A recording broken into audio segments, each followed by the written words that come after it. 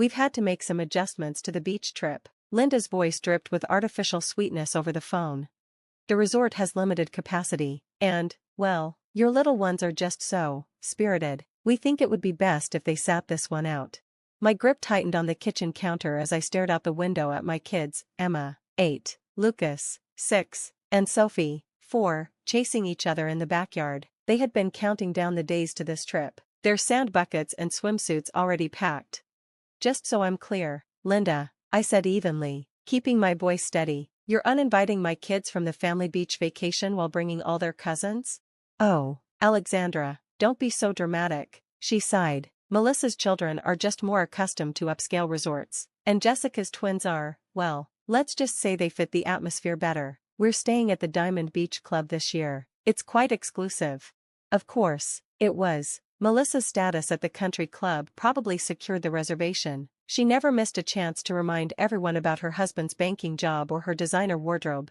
The kids have been looking forward to this for months, I said, watching Sophie stomp around in her dinosaur print t-shirt. They even picked out special shells to give to their cousins.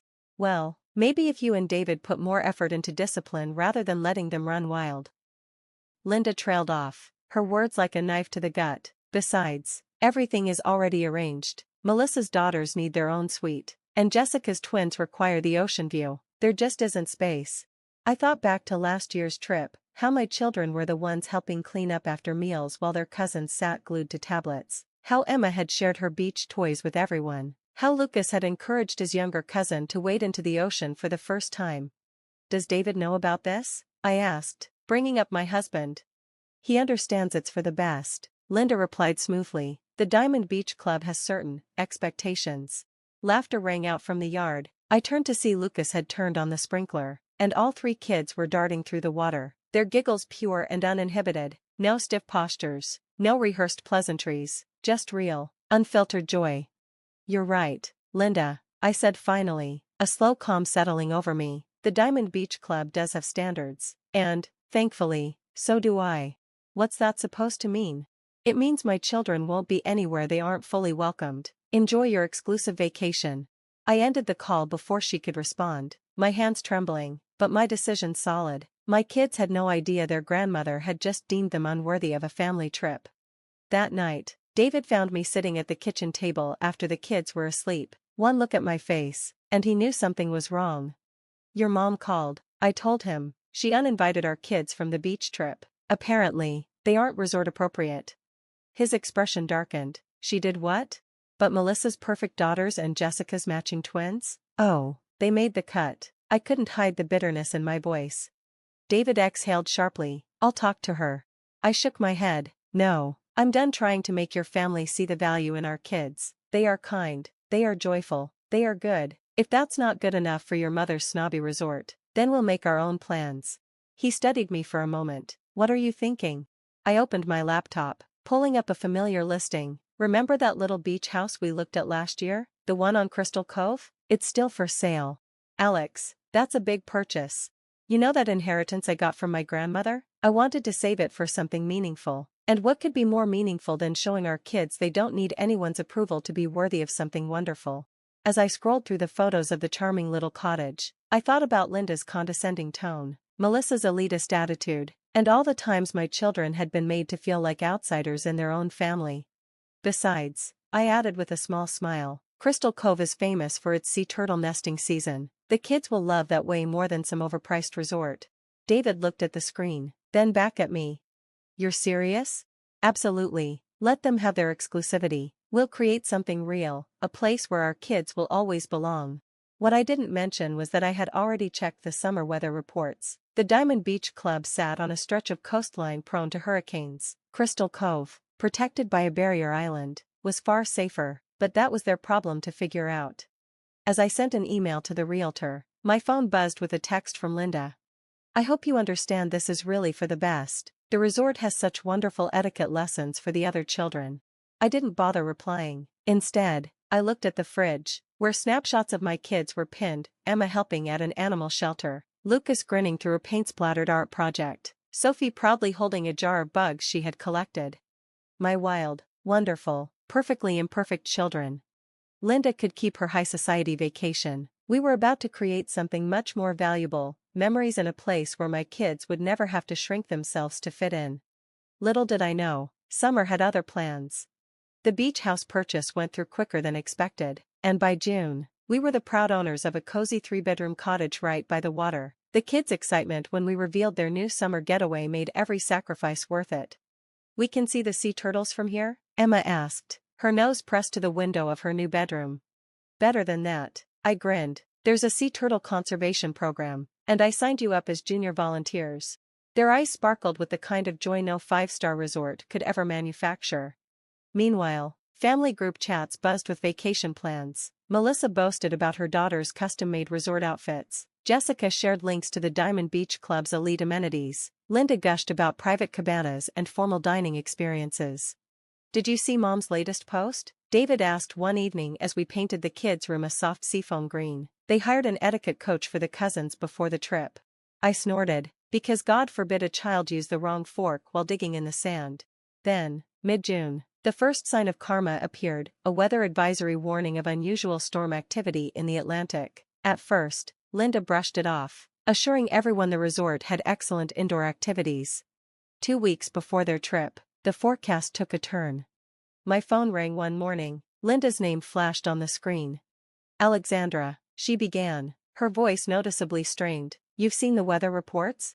"Yes, we've been keeping an eye on it for our area too. The Diamond Beach Club is taking precautions, they might have to cancel." Translation: the expensive, non-refundable vacation was crumbling. Melissa's custom resort wear would go unworn.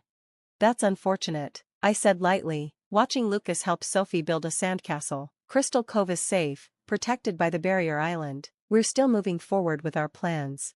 There was a long silence. "Well," Linda's voice turned sickly sweet, "since you have that cottage, perhaps we could all—" "Oh, Linda," I interrupted, matching her sugary tone, "I'm not sure it's up to resort standards. No etiquette classes, no private cabanas, and the kids might actually have to play in the sand." I could practically hear her jaw clench. Let them scramble, my kids were exactly where they belonged. I grinned at my phone, rereading Linda's last message. "Surely, you wouldn't want your more refined nieces and nephews to endure such rugged conditions?" I could almost hear her voice, laced with that signature blend of forced politeness and underlying condescension. A long pause stretched between us before she sighed. "Alexandra, let's be reasonable, we're family." I leaned against the kitchen counter, watching the kids chase each other barefoot in the sand. "Funny, I said the same thing when you uninvited them from your vacation." Over the next few days, the forecast grew more ominous. The inevitable finally happened. The Diamond Beach Club announced its temporary closure due to the incoming hurricane. No refunds, no rescheduling. Chaos erupted in the family group chat. "Melissa, this is a nightmare. The girls' resort outfits are useless now." Jessica, the twins were really looking forward to their supervised beach meditation sessions. Linda, "Alexandra, surely you understand the predicament we're in. Your cottage is the only viable option now." I let them stew for a while before replying. "I wish we could help, but we've already invited the kids' friends from the Sea Turtle program. They actually enjoy running barefoot, getting sandy, and playing tag on the beach. The cottage is quite full, but full of happy children enjoying summer the way it's meant to be." David, reading over my shoulder, let out a quiet chuckle. "You're ruthless."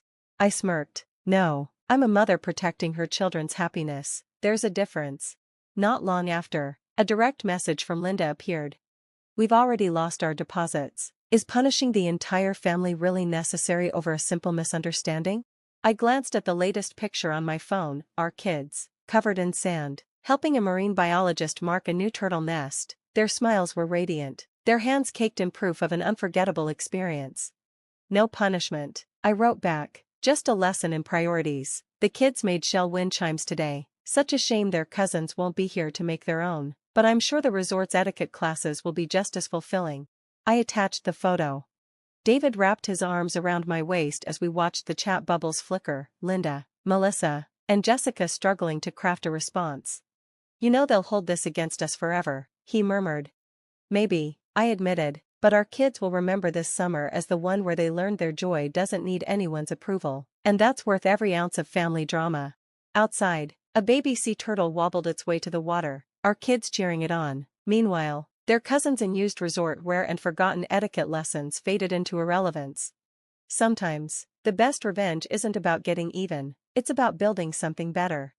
And as another hurricane alert popped up on my phone, I couldn't help but admire nature's sense of timing.